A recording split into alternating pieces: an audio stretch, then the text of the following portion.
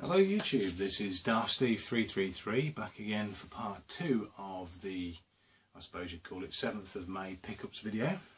If you haven't watched part 1, obviously feel free to do so, unless you like doing things backwards, or maybe if this ends up being a 3-parter you could watch part 2, part 1 and then part 3, or whichever order you like really. Anyway, as I mentioned in the previous video, it's been a good while since I last posted a video up, or a couple of videos up, and I've made a few pickups along the way. So I'm just trying to pick through them as my memory serves, and hopefully I'll cover most things in the video that follows. So anyway, right, I'm just looking at one I've picked up. I'll go for these. Now these were picked up fairly recently. These were from a video and game shop in the town that I work, and in fact this was it's Hogs of War, which was $1.99. Now it's the disc, the manual and the rear of the inlay, but no front inlay. But it's one I've never played. It's got the voice of the late great Rick Mail in it. So I've been wanting to play this for a while, and as always happens when people die, things shoot up in value. So obviously it's been quite hard to get hold of, so quite pleased to find that for $1.99, just because I used to love Rick Mail and was quite fed up when he died. So and it's also meant to be a very good game, which always is very important with these things. So that was $1.99. There was something else that I picked up in that shop as well, which I can't place at the minute. If I remember what it was, it'll, you know, I'll shout up. But in the meantime, I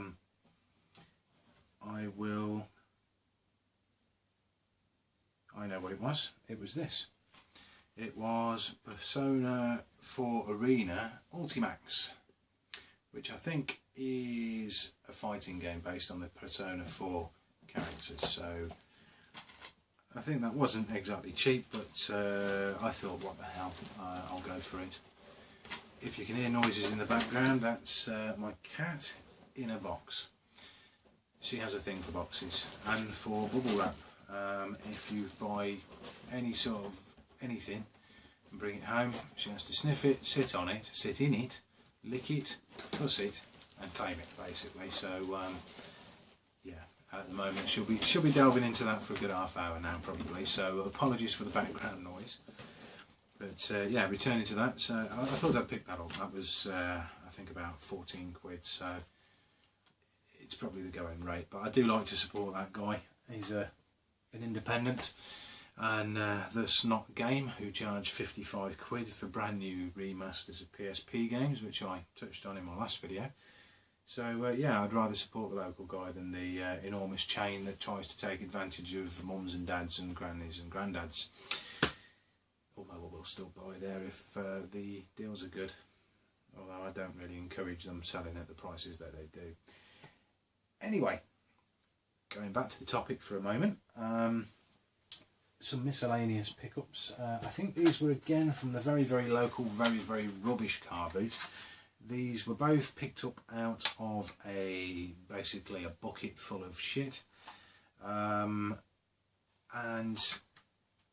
there are a couple of games that I think I've got a SmackDown 2 but not a SmackDown 1, so there we go, I've got a SmackDown 1. It's seen better days, but it'll play, so that'll go in the collection. And this was just loose in I think it was just in this case. But you see a Resident Evil game, if you love the games as much as I do, then you pick it up, especially when it's in danger of getting knackered. I mean, it's got, you know, I won't lie, it's got a fair number of scuffs on, but I've managed to polish worse than that out.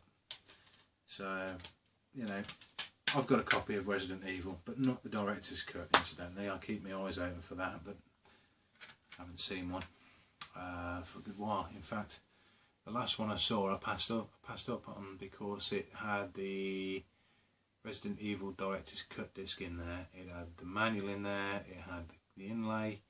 It was in a PlayStation case, but I stupidly didn't get it because it didn't have the demo disc with Resident Evil 2 on it. What a plonker.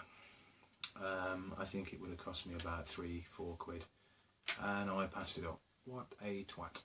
Anyway, excuse my language, but that's pretty much how I see it. I tend to do that now and again. I'll see something, I'll go, oh, that doesn't quite meet what standards I'm looking for. I'll put it down, and then, you know, half an hour, a day, a couple of days later, I'll go back, having changed my mind, and it'll have been long gone. So, yes, more for me. More miscellaneous pickups. These, I think I've just picked up loosely from the local recycle centre. I actually have 2 out of the 4, so I'll show you those 2 first. Transformers for the PlayStation 2, £1. It's in better condition than mine, so my existing one will get swapped out. Yu-Gi-Oh! Duelist of the Roses, which I think might be the second or third copy of this I've found. It's in very good condition again. It doesn't have the art cards in. It does have a Konami business reply service. Free prize draw. Free prize draw thing and the manual, but it doesn't have the art cards, I think, which my copy does. I'm sure someone could make use of that. That was £1 from the recycle centre.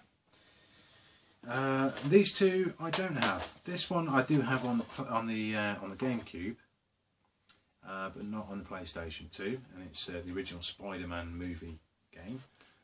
So pleased to get that. And Jurassic Park Operation Genesis for the PS2. Now this looks like it could be fun. It looks like you're actually running the park, so it's probably going to be one of those Sims, or you know, not the Sims, SimCity type of affairs, where you build everything to a certain degree, you get it working after a fashion, and then after a certain while you think, I wonder what will happen if I take that fence down and let those dinosaurs loose.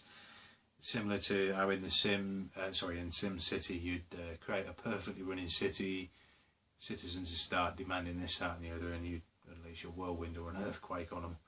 So I think I shall have some sadistic fun with that. So yeah, that looks like it could be quite good.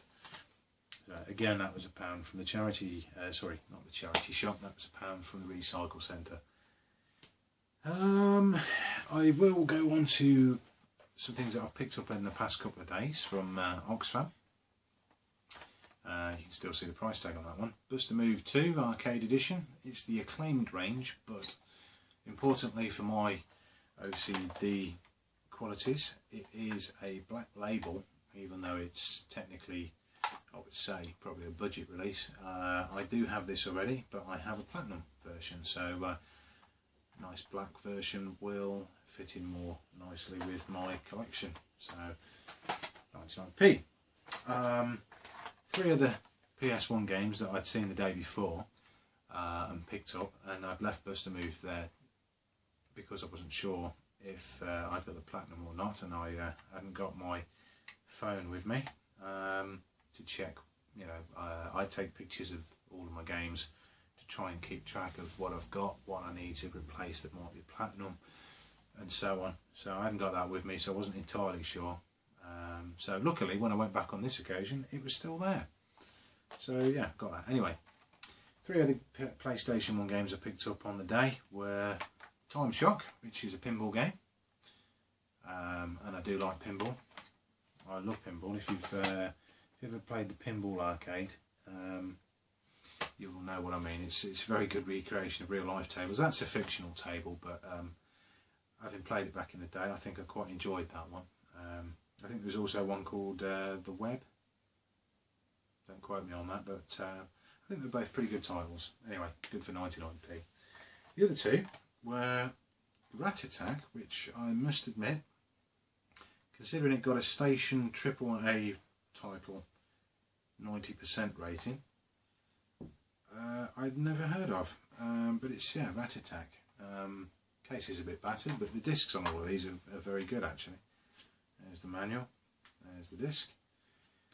Yeah, Rat Attack, so yeah. Yet to play it, it might well be quite good. And the last one I do remember seeing at the time, and I never had this originally, and I reckon it must be one of the last games that US Gold ever released, because look on the back there, US Gold, it's Johnny Bazooka Tone, which for some reason I always thought was a Psygnosis game. No idea why, but yeah, US Gold. And is that Arc Entertainment? Anyway, it was rated well at the time, never played it, but yeah, looking forward to playing it now. So they were all 99p each, so for I think good quality PS1 titles for less than £4 I'm happy with. Right, let's change it off games for a sec. Well, certain types of games. This was a Recycle Centre purchase. Now, as you'll have probably guessed, or if you've watched my previous videos, you'll know from my name, darthsteve333, I'm a bit of a fan of Star Wars. So when I saw this for, I think it was £5 at my local Recycle Centre, I thought I gotta pick it up, and it's Risk Star Wars Saga Collection Edition.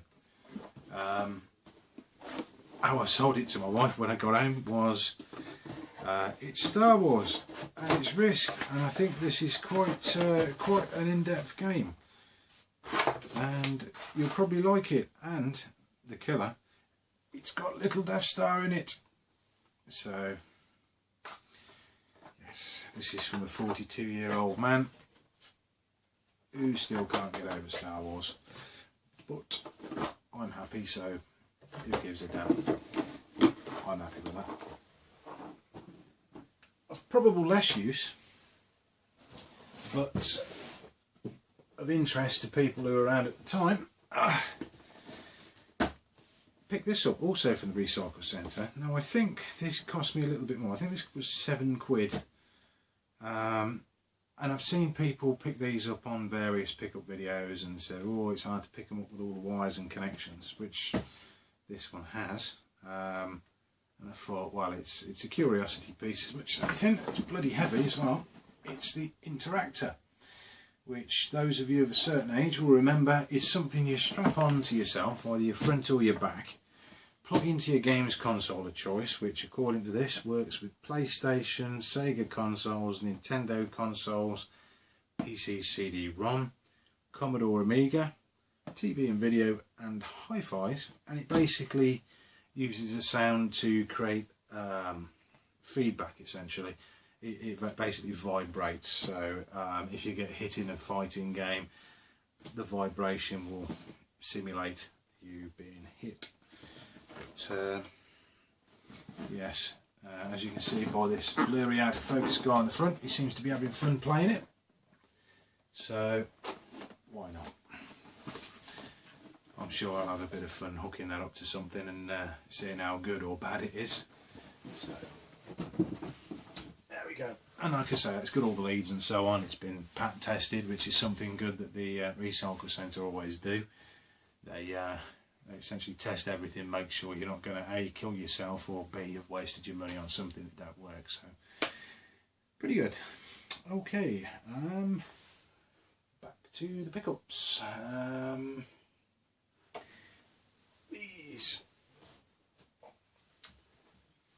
were pickups that were made again. These were boot sale pickups. Yes. I can't remember which one, but I do know that they didn't cost me a great deal. This cost me £1 and it's AMP 3, which I do actually already have. It's got a bit of a knackered up case, but it's got the sleeve. Now my copy of AMP 3 was an ex-rental copy from Blockbuster, which was disc only. I think it might have come with a manual. So I printed one in the meantime, and I thought I'll pick that up one day if I find it cheap. So the day came around, picked it up cheap for £1. So I'll Frankenstein this one. So I've got an inlay, the instructions, the best disc, and the other one can probably go to the charity shop or computer exchange, seeing as they seem to like selling people games with photocopied sleeves. So either they can make their own or they can use the one I've made. There we go. You can't see it, but the cat is now sitting on the interactor box. So you'll probably see it come into view any second. The world's nosiest cat. These couple of games. Now these I think were 50p each. Might have been even less. This one is still sealed, in fact.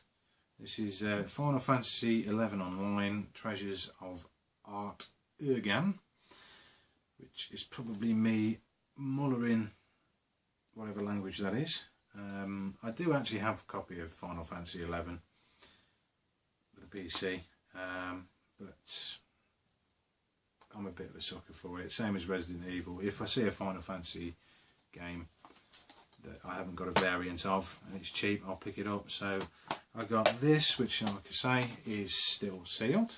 It's probably worth next to nothing because, well,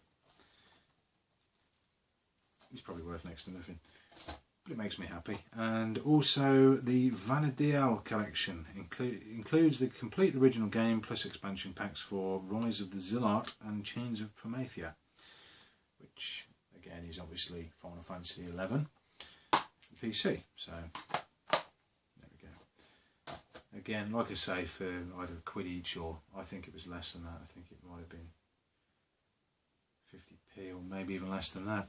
Yeah, I can't grumble.